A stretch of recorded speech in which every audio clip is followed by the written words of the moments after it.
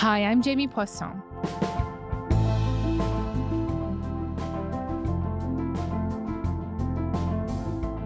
Earlier this month, the Ontario legislature banned the keffiyeh, the checkered black and white scarf that Palestinians have worn since the 19th century. If you go to a pro-Palestinian protest right now, you'll see a ton of people wearing them. So in the legislature, the House Speaker, a guy named Ted Arnott, said that he banned it because of a long-standing policy against clothing items that make overt political statements. The keffiyehs are a political statement, in my opinion. It ignited this massive debate. The premier, Doug Ford, wants the ban reversed. We see the division right now that's going on. It's not healthy, and this would just divide the community even more. So I stand by that. The NDP does as well, and they're making the case that the keffiyeh is a cultural symbol, just like a kilt or a kirpan, items that are often allowed. The keffiyeh is a culturally significant clothing item to many and should therefore be permitted to be worn in this House. The party has brought it to a vote twice, but it failed both times because of a handful of conservative MPPs who are steadfast that the scarf is a political symbol. Agreed? Heard some no's. On Tuesday, when a group of Arab lawyers arrived at the legislature for a meeting wearing keffiyehs, they were told they could not go in. And on Thursday, independent MPP Sarah Jama was asked to leave the floor of the legislature for wearing a keffiyeh during question period. She refused. This hasn't just been an issue in the Ontario legislature. The president of a union representing public workers in the GTA is being criticized for wearing a keffiyeh in a video meeting. Schools in Berlin have already banned the scarf, saying it could be a threat to school peace. So, is it a political statement? Is it traditional regalia? Is it both? Are these bans targeting Palestinians and their supporters while other political symbols go without challenge? Today, we're going to unpack these questions and also dig into the history of the keffiyeh with Abdallah Fayyad. He's a correspondent for Vox, a Palestinian American, and he recently wrote a piece called How the Keffiyeh Became a Symbol of the Palestinian Cause.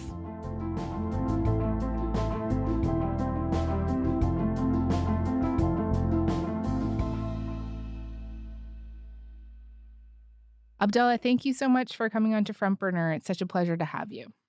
Thanks so much for having me on. So let's start with the origins of the keffiyeh. When did Palestinians first start wearing it? That's a great question, and the exact origins of it are kind of hard to trace, but the keffiyeh as we know it today, we know it's been around for at least the last couple of hundred years, since the 19th century. And originally it was mostly worn by nomadic people, Bedouin communities, farmers, for practical purposes. It protected them from kind of harsh climate conditions in the area, long sun exposure, heat, sandstorms and dust storms. And it was mostly used as a headgear that protected people. So it was a very practical garment. And it wasn't just in Palestine. It was used across the Middle East. And it was very much a practical garment before it started taking on this kind of larger than life symbolism that we're seeing today. And when did it start taking on that, more nationalist symbolism? It started during the British Mandate, when the British occupied Palestine. The reason was that Palestinian rebels essentially used it as a uniform. And it started to take on kind of this identity along with the rebellion against British occupation, against British rule. At the time, the keffiyeh itself was also viewed as a class symbol because it was, worn by farmers, it was worn by Bedouins. It was among Palestinian society viewed as the headgear of lower class Palestinians. Urban, middle, and upper class Palestinians wore different headgear at the time associated with the Turks. It's known as the tarbush. I think another word for it is the fez. And so that people kind of identified by class based on their headgear. And the keffiyeh was largely viewed as more associated with peasants as opposed to kind of the upper class or more aristocratic Palestinians. But during the rebellion, once the fighting kind of reached villages and towns and cities, The rebels wanted a way to blend in with the general population, and so they asked Palestinian men to also don the keffiyeh instead of the tarbush. And when they did that, Palestinians quickly started wearing the keffiyeh as well around their head, regardless of class status. And the rebels were able to kind of blend in to those communities without the British being able to spot them out easily as they could do prior because of their uniform. And quickly, this kind of class symbol was viewed as this kind of national symbol of the Palestinian identity, to kind of express the national aspirations of the Palestinians. And it was a large victory for the lower class at the time because it was their clothing, their headdress that started to embody the Palestinian nation to be.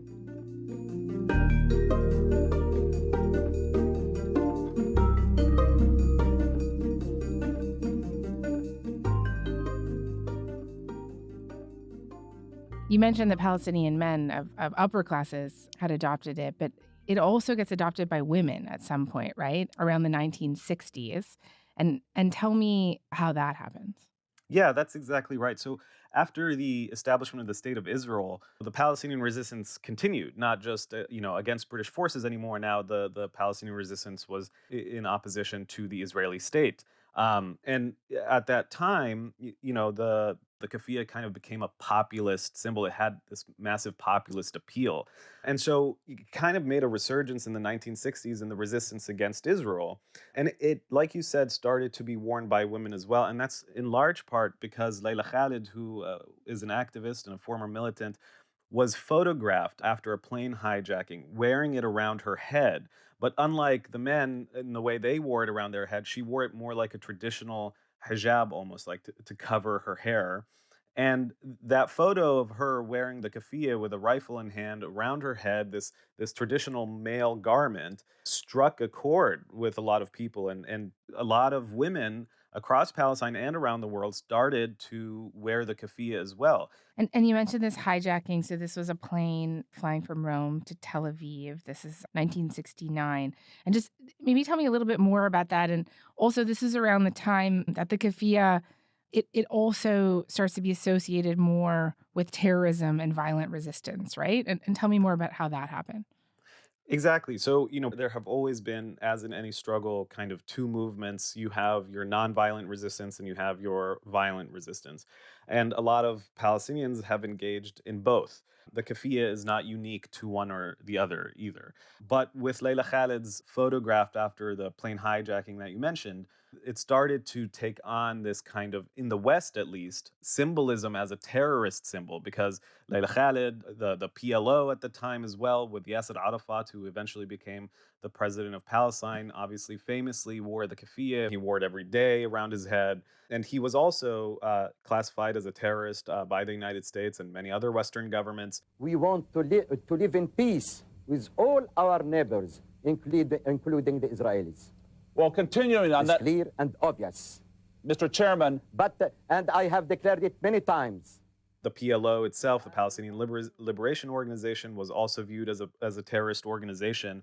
And any symbol that was associated with them, even if it was associated with Palestinians writ large, not just with these organizations in particular, started in the West to be viewed as part and parcel of their movement. And so a lot of people in the West started to view it as something that terrorists wear. And that can help explain why, for example, in some school shooting drills that police agencies do in the United States, there have been documented cases where the stand-in that they use as the shooter during those drills is wearing a keffiyeh. Mind you, a lot of mass shootings in the United States, most of them are predominantly committed by white men. But in this case, in these police drills, the association with violence looks to them more like the keffiyeh than anything else.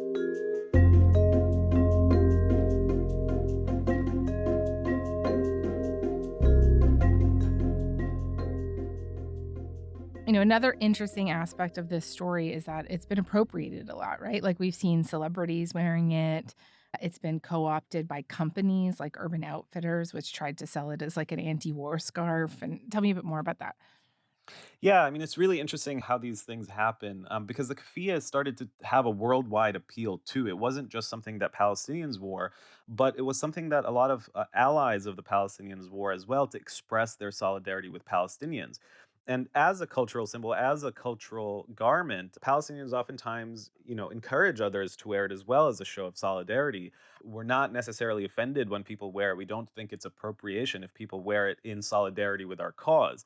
However, as it kind of grew, you started seeing a lot of anti-war activists wear it, not just to express their solidarity with Palestinians, but it started to be viewed as an anti-colonial symbol. So its meaning was kind of translated across movements, not just for the Palestinian cause, but for many other movements as well. And so it was a very popular item of clothing that you might see at anti-war rallies, in the 1980s, 90s, 2000s. After the Iraq War, you saw a lot of people wearing the keffiyeh.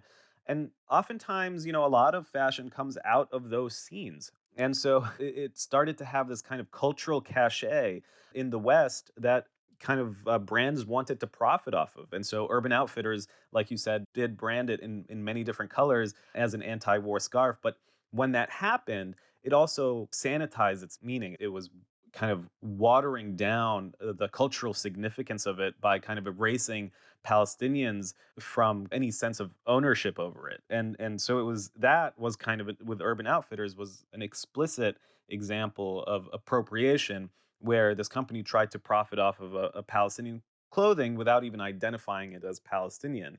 And this kind of stuff is really insidious, and you don't see it just with big global brands. Even Israeli fashion designers as well tried to and continue oftentimes to try to appropriate the keffiyeh as their own to become an Israeli garment as opposed to a Palestinian one, which is why sometimes in Israel you'll see keffiyehs with the Star of David on them, with the blue color of their flag and Stars of David on it, not the traditional white and black or red and white colors that Palestinians wear it with. And there's always this effort to co-opt it and take ownership away from the Palestinians from the scarf because it became over time such a potent symbol.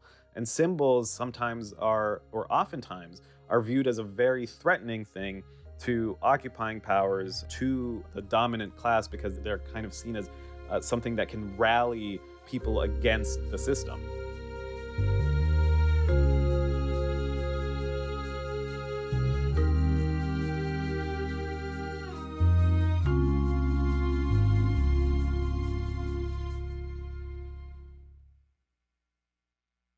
I've heard you describe it as a cultural symbol several times. Do you see it as a political symbol too? So I do see it as a political symbol, and I think a lot of Palestinians view it as a political symbol, but we only view it as such insofar as our identity itself is politicized. Because so long as you express yourself as a Palestinian in a public space, that becomes a political act. Whether that's through wearing a keffiyeh, whether that's through talking about where you're from as a Palestinian, oftentimes something as benign as saying, I'm from Jerusalem, which I am, I grew up in Jerusalem, is viewed as a political statement rather than a statement of fact because, we're not supposed to have claim over Jerusalem according to some narratives. So anything that we do to express our identity is viewed as a political statement. So oftentimes, yes, Palestinians will wear the keffiyeh to make a statement, but it's not any more political than a simple statement of fact, which is to say that we are a people and we deserve to exercise our rights as such. It's a very fundamentally basic political symbol of just expressing our peoplehood. I talked in the intro a little bit about some of the spaces in which there were attempts or success at banning the keffiyeh, but I also want to acknowledge today that on the other side of this, people have been targeted with violence because they are wearing the keffiyeh, right? And talk to me a little bit more about that. Exactly. And I think that's kind of the danger of associating any cultural symbol with violence. It's a racist act to associate a cultural symbol with violence and kind of view it as offensive because what you're saying is that identity in and of itself is offensive. And so here in the US, in Vermont, 3 college students were shot. One of them ended up being paralyzed from the chest down, I believe. 2 of them at the time were walking. It was Thanksgiving. They were walking through Burlington, and they were wearing keffiyehs. Tahsin and I were both wearing the keffiyeh, like the traditional Palestinian headscarf. for a variety of reasons. Like practically because it was really cold, but on a more meaningful sense, it's because that we felt as Palestinians during this time period, it's important for us to show our identity and to show that we exist and that we're human. Just walking along the street, this man comes down the porch, approaches us, pulls out a pistol, I just remember gunshots and falling down. Other people wearing keffiyehs in the U.S. and around the world have been harassed in public spaces. They've been banned, just like you're talking about now, in certain public spaces, in Berlin schools. And so because of the Western perception of it as this kind of overtly political symbol that sometimes they view it as even inciting violence because they associate it with people they view as terrorists or organizations they view as terrorist organizations rather than as a cultural symbol that embodies a people, that kind of association with it really ends up making it very dangerous for anybody who wears it because they become a target. And that cannot be described as anything other than a hate crime because people aren't being targeted simply for making a political statement. They're being targeted simply for expressing their cultural identity.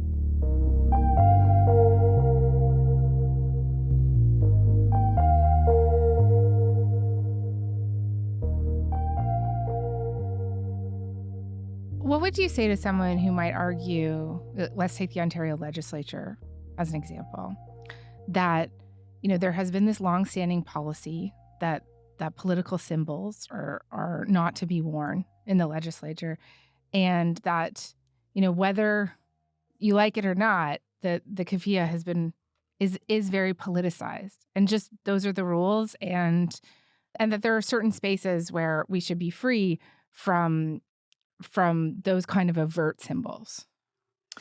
So the problem with that argument is that it excludes Palestinians and their narrative from it entirely, because Palestinians do view this as a cultural symbol, one that represents them as a people.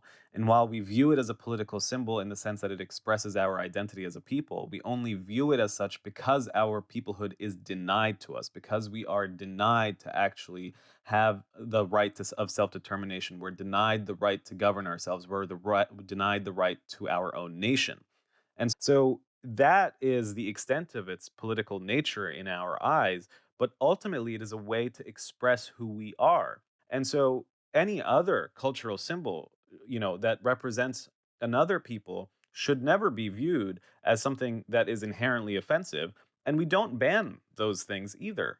So if somebody wants to wear traditional clothing or garments from their own cultures to express their own cultural or racial identity, we don't generally ban those things because we like to celebrate diversity of cultures, and we like to encourage people to feel good about their own identity. And this is no different from that. One example, one counter to this is, imagine somebody try to ban legislators from wearing the Star of David around their neck. Now, the Star of David is a religious symbol. It's a cultural symbol. But it also is a political symbol. It's literally on the flag of Israel. That's how Palestinians can oftentimes view the Star of David. And that is a far more charged political symbol when it's on the flag of a nation state than something like a traditional headscarf is. But we would never say ban the Star of David from being worn on the floor of a legislative body, because that is a way to express your religious and cultural identity. And the keffiyeh should be viewed as no different. And if it is, then then you have to ask yourself why you view it as offensive. Why is it offensive for Palestinians to try to express their own personal identities? What about the argument that you hear sometimes that the keffiyeh is a symbol of anti-Semitism, and that it makes Jewish people feel unsafe?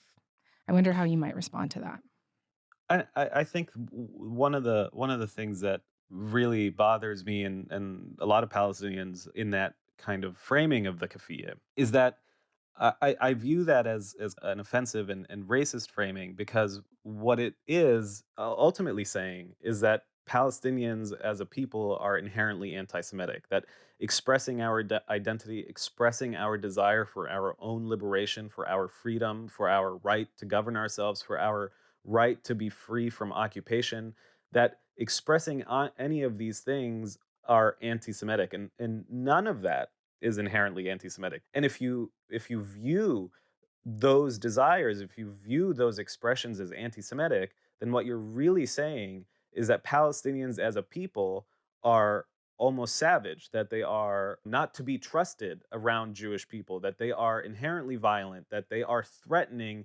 simply by virtue of existing.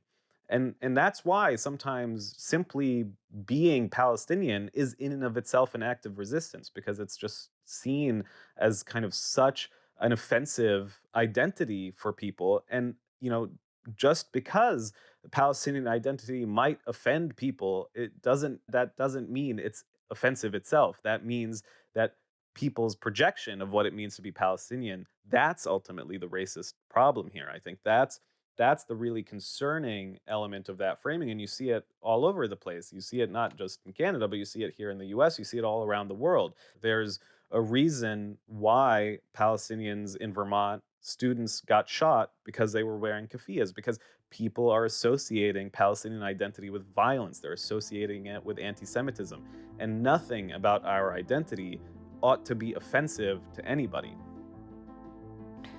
Abdallah, thank you so much for this. It was really, really fascinating listening to you today. Thank you. Thank you so much for having me on, and thanks for covering this.